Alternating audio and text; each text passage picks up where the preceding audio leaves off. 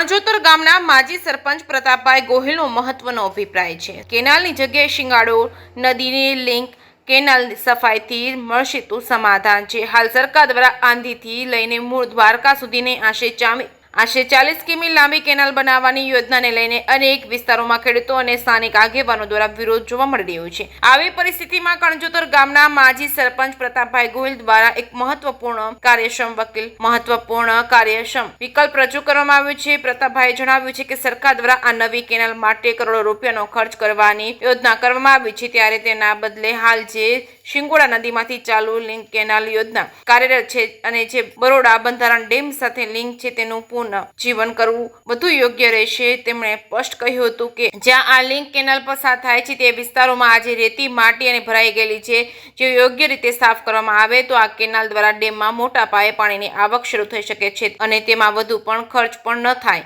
છે. કેસમી ગુજરાતી સાથે પરેશ લશ્કરી, કોડીનાર. હાજરીથી જે મૂળ દ્વારકા કેનાલનું જે સરકારે યોજના જે જાહેર કરી છે એમાં ગામના ખેડૂતોનો મોટો ભાવે વિરોધ છે. વિરોધ થવાનું કારણ એ છે કે ખેડૂતોની ફળદ્રુપ જમીન જાય છે, એટલા માટે ખેડૂતો અને ખેડૂત ખાતેદાર મટી જાય એવી પોઝિશન થયેલી છે.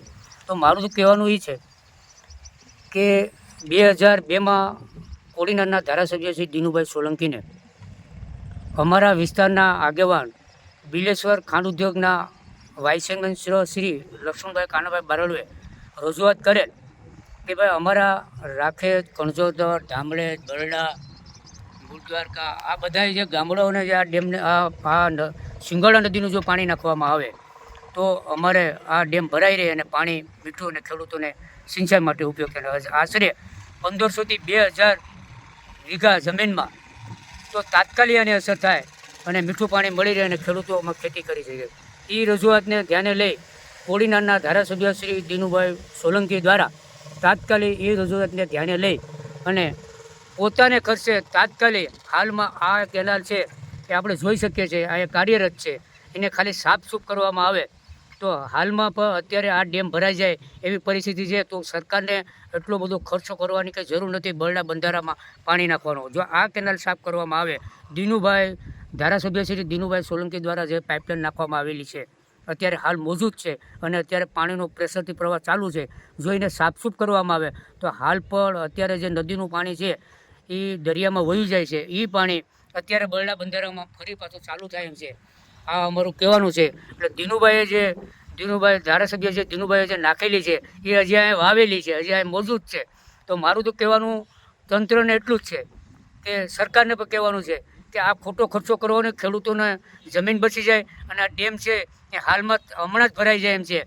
આવી પરિસ્થિતિ ઊભી જાય તો મારું તંત્રને ધ્યાન દોરવાનું એક એવું છે કે હાલમાં અહીંયા મોજૂદ છે કે અહીંયા આપણે જોઈ શકીએ છીએ કે પાણીનો પ્રવાહ ચાલુ છે. તો આજે દિનુભાઈએ જે વાવેલું છે એ અહીં મોજૂદ છે.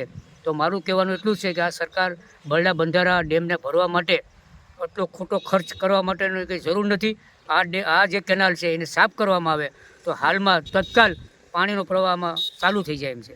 અત્યારે ચાલુ છે. આજે આ કેનાલ છે એને કેટલોક સમય થયો છે? આશરે અંદાજિત કેટલા વર્ષો થયા છે? આ કેનાલ છે 2002માં 2 થી 3ના ગાળા સરમન દરમિયાન જ્યારે દિનુભાઈ સોલંકી ધારાસભ્ય કોડીનારના હતા એને પોતાના ખર્ચે તાત્કાલિક યુદ્ધના ધોરણે આ કામ કરેલ છે અને હાલ આપણે મોજૂદ જોઈ શકીએ છીએ કે અત્યારે પાણીનો પ્રવાહ ચાલુ છે, પણ એની અંદર આ બાવળિયા, ઝાડા, ઝકરા અને માટી ને એવું કચરો ભરાઈ ગયો છે. જો એ ચાલુ થાય તો ખેડૂતોને મોટો લાભ થાય એમ છે. જે હાલની તારીખે તાત્કાલ ખરેખર પ્રતાપભાઈએ કીધું છે તેવું છે કે આદરીથી જે મૂળ દ્વારકા કેનાલ આવી રહી છે જે એનો મોટે પાયે વિરોધ થયો છે તેની સામે હાલ અત્યારે મીઠું પાણી છે તે બરડા બંધારણના ડેમની અંદર મળે છે.